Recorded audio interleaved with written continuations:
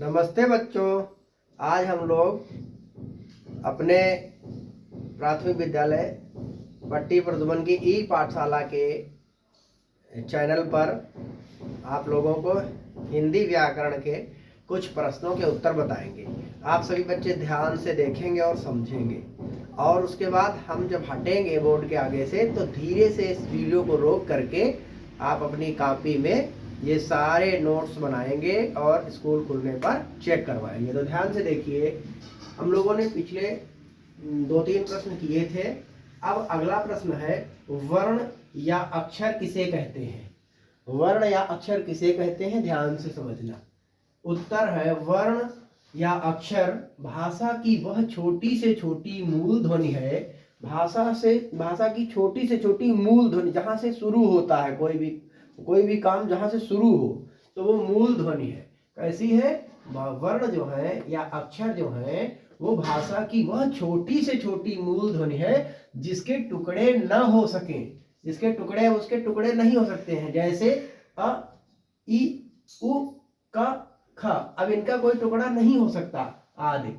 अब क्या है? वर्ण के दो भेद हैं, एक है स्वर, दूसरा है व्यंजन। वर्ण के कितने भेद हैं? 2 भेद हैं, स्वर और व्यंजन। समझ गए? वर्ण के भेद अगर पूछा जाएगा तो आप बताएंगे स्वर और व्यंजन। अब अगला प्रश्न बनता है कि स्वर किसे कहते हैं? स्वर किसे कहते हैं ये समझना है। तो स्वर किसे कहते हैं का उत्तर है, स्वर वे अक्षर या वर्ण है, स्वर वे अक्षर या वर्ण है जिनके बोलने में दूसरे अक्षरों की सहायता नहीं लेनी पड़ती। क्या होता है? दूसरे अक्षरों की सहायता नहीं लेनी पड़ती। ये 11 है। स्वर कितने हैं? 11 है। अ, आ, ई, उ, री, ए, ओ, आदि, ये हो गए स्वर। अब स्वर के 3 भेद हैं। स्वर के कितने भेद हैं? 3 भेद हैं। पहला है ह्रस्व स्वर। ह्रस्व मतलब होता है छोटा, ह्रस्व स्वर। तो ह्रस्व स्वर में कौन कौन सा? अ, ई, उ, री आदि हैं। ये जो छोटे हैं वो है ह्रस्व, उन्हीं को हम मूल ध्वनि भी कहते हैं। अब दूसरा है दीर्घ स्वर। दीर्घ स्वर में कौन कौन से हैं? आ, ई, उ, ए, ओ, मतलब ये हुआ जिनके उच्चारण में 2 मात्रा का, इनसे ह्रस्व से 2 गुना समय लगे या 2 बार पलक झपकाने का जिसमें समय लगे वो दीर्घ स्वर है। कौन कौन से? आ, ई, उ, ए, ओ, आदि। अब प्लुत स्वर। प्लुत कौन से होते हैं? वे स्वर जिनके उच्चारण में 3 मात्रा काल का समय लगे, मतलब 2 से अधिक मात्रा का समय लगे। जैसे ओम, ये 3 लिखा है, ओ के आगे 3 बना हुआ है तो 3 मात्रा की सूचना दे रहा है। ये 3 क्या कह रहा है? 3 मात्रा। जैसे हम बोलते हैं ओम राम, तो ये है प्लुत। अब देखिए, विशेष बात यहां पर ये लिख दी गई कि हिंदी में अब प्लुत का लिखित प्रयोग नहीं होता। हिंदी में अब लिखित प्रयोग नहीं होता, लेकिन अगर किसी को दूर से बुलाना है, जैसे हमने किसी को आवाज दी कि मोहन, तो देर तक हमने बोला जैसे, तो वो प्लुत हो जाता है। जो देर तक बोला जाता है वो वर्ण कैसा हो जाता है? प्लुत हो जाता है। ये याद रखना विशेष बात। लेकिन हिंदी में अब प्लुत का प्रयोग लिखित रूप में नहीं होता, मतलब लिख करके प्रयोग नहीं करते, लेकिन बोल करके तो हम प्रयोग करते ही हैं अपने आमतौर पर। अब देखिए अगला प्रश्न है, अयोगवाह किसे कहते हैं? अयोगवाह किसे कहते हैं? बहुत ध्यान से समझना। अंग और आहा ध्वनियों को अयोगवाह कहते हैं। अंग और आहा को क्या कहते हैं? अयोगवाह कहते हैं, क्योंकि ना तो ये स्वर है और ना ये व्यंजन है। अयोगवाह किसे कहते हैं? जो स्वर नहीं है, व्यंजन नहीं है, वे अयोगवाह है। तो देख लीजिए, अंग और आहा ध्वनियों को अयोगवाह कहते हैं।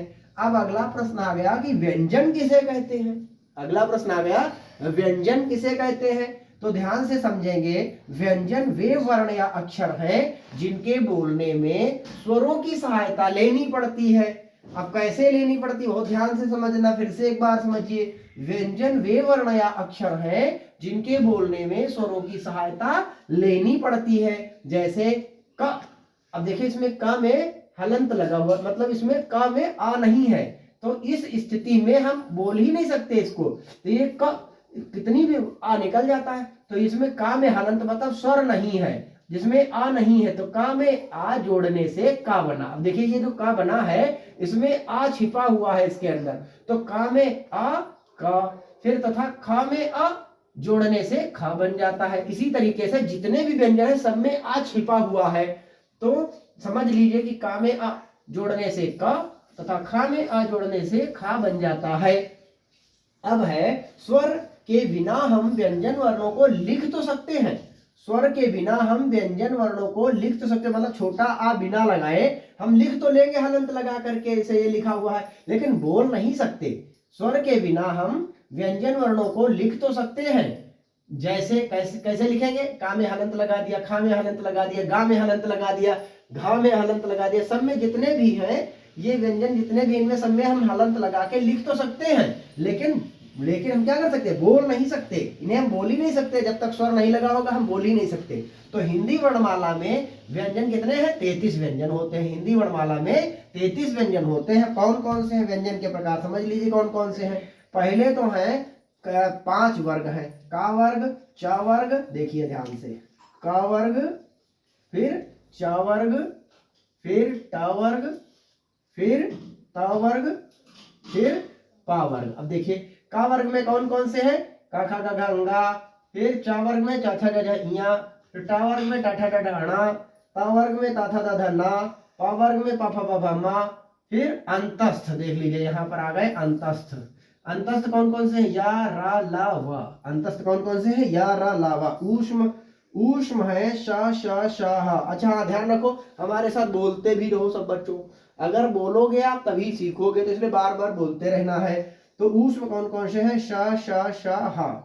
अब 4 संयुक्त होते हैं, 4 अक्षर जो है वो संयुक्त। हिंदी वर्णमाला में 4 वर्ण ऐसे हैं जो संयुक्त है, संयुक्त मतलब मिले हुए हैं, एक से अधिक है। कौन कौन से, जैसे छा है, तो छा कौन कौन से अक्षर से मिलकर के बना, ध्यान देंगे, का, श और आ। तो का में हलंत लगा, और ये वाला शा जो है इसे मूर्धन्य सा कहते हैं। तो कौन सा सा है ये, का और मूर्धन्य सा तथा हा आ मिल करके क्या बन गया, ये छा बन गया। अगला देखिए त्रा, ता में रा और आ मिल करके त्रा बन गया। फिर ज्या, जा में जा है, या है और आ है। ज्या में क्या क्या है, जा है, ये देखिए स्वर रहित जा और स्वर रहित या तथा आ मिल करके क्या हो गया, ज्या। आगे है स्रा, स्रा में ये है तालब्बी सा, और तालब्बी सा के बाद रा, और रा कैसा है, ये तालब्बी सा और रा दोनों स्वर रहित हैं, और ये स्वर रहित होने के बाद जिसमें स्वर हमने लगा दिया आ, तो हो गया स्र। फिर द्विगुण व्यंजन कौन कौन से हैं, द्विगुण व्यंजन ये जो डा हो, ये टा वर्ग के अंतर्गत, देखिए टा वर्ग के अंतर्गत ये जो 2 वर्ण है डा और ढा, इनके नीचे हम बिंदी लगा देते हैं जब, तो यहाँ लगा, इसी वर्ग के अंतर्गत आप लगा सकते हैं, आसानी से पहचान भी लेंगे। इसके नीचे हमने बिंदी लगा दी तो ये हो गए द्विगुण व्यंजन। इनका उच्चारण होगा अड़ा और अढ़ा, अड़ा और अढ़ा। यहाँ पर देखिए ढा है, ये है क्या, ये है टा ठा डा है ये, तो डा से बनता है डमरू, ढा से बनता है ढक्कन। लेकिन यहाँ पर देख लीजिए दही बड़ा, बड़ा में देखिए नीचे बिंदी लग गई तो ये बड़ा, ये अड़ा हो गया। अभी ये क्या है, डा है, फिर बिंदी लग गई तो हो गया अड़ा। डा और अड़ा अंतर समझ सकते हैं, डा से डमरू और दही बड़ा, ये हो गया अड़ा। फिर ये ढा से ढक्कन है, बिंदी नहीं लगी है तो क्या है, ढा से ढक्कन है, और बिंदी लग गई तो क्या है, पढ़ाई, तो ये अढ़ा हो गया। और बिंदी नहीं लगी है तो क्या है, ढक्कन है, तो ये ढा है। ढा से ढक्कन बन रहा है तो इसको बोलेंगे ढा, और बिंदी लगा दी तो क्या हो जाएगा, अढ़ा। तो समझ सकते हैं, दोनों के उदाहरण हमने आपको बता दिए। फिर ता वर्ग में आते हैं, ता था दा धा ना, ता वर्ग में ता था दा धा ना, पा वर्ग में पा फा बा भा मा, पा वर्ग में पा फा बा भा मा। अंतस्थ कौन कौन से हैं, या रा ला वा, या रा ला वा। फिर एक बार बोलेंगे ऊष्म श श श ह। कौन कौन सा है ये, तालब्बी सा, मूर्धन्य सा, दंती सा, तालब्बी सा, मूर्धन्य सा, दंती सा, तालब्बी सा, मूर्धन्य सा, दंती सा। देखिए अंदर हमारे सबसे अंदर तालु है, क्या है, तालु। तालु के बाद क्या है, मूर्धा, ये जो कठोर भाग है जिसमें दांत चिपके हैं वो मूर्धा है। तो पहले तालब्बी सा, फिर मूर्धन्य सा, फिर दंती सा, ये दांतों में टच होकर के जवान इसको बोल पाते हैं हम लोग, तालब्बी सा, मूर्धन्य सा और दंती सा और हा। तो संयुक्त व्यंजन कौन कौन से हैं, 4 संयुक्त व्यंजन होते हैं। ये होता है छ, त्र, ज्या और स्रा। और द्विगुण व्यंजन हम बोलते हैं ये है ड़ा और ढा को हम लोग बोलते हैं द्विगुण व्यंजन। तो आज के लिए इतना ही। हम उम्मीद करते हैं कि इसका नोट्स आप बना लेंगे और इसका वीडियो रोक करके या स्क्रीनशॉट लेकर के आप अपना नोट्स तैयार कर लीजिए। आज के लिए इतना ही। बहुत बहुत धन्यवाद। फिर मिलेंगे अगली क्लास में।